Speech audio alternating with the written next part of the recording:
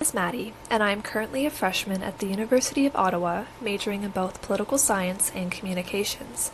In this video, I will be reviewing 6 important key points that I learned by attending Dr. Strangelove's lectures for his Intro to Media Studies class, CMN 1160. The first thing that I learned was that media is in fact everywhere and surrounds us constantly in everyday life.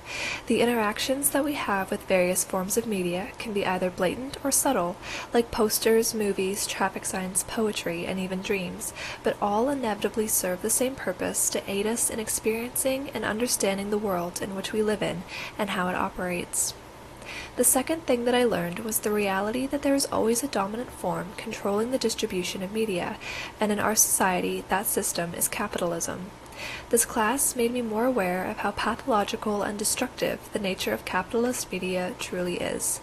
I learned that it centralizes power, prioritizing profit over people, and manipulates media in a way to drive mass consumption.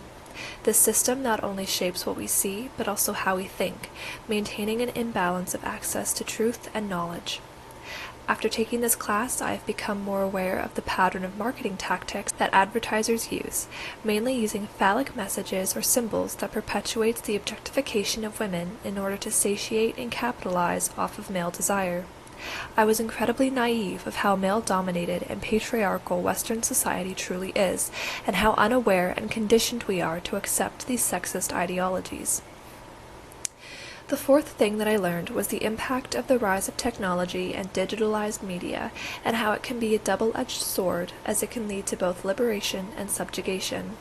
While it is important to acknowledge and combat the use of the internet for spreading misinformation, extremism, and authoritarianism, it is also a newfound form of mass communication that can lead to a more knowledgeable and united society, especially through the rise of protests and resistance, like we discussed with Tiananmen Square.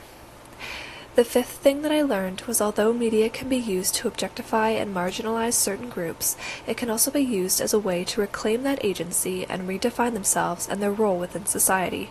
Through this representation, those communities can resist those stereotypes and assert their true identities. Media can be mastered in a way to take back the narrative and show the world who they are on their own terms, not through the lens of someone else's assumptions. The sixth and most important point that I learned was the notion that knowledge truly is power.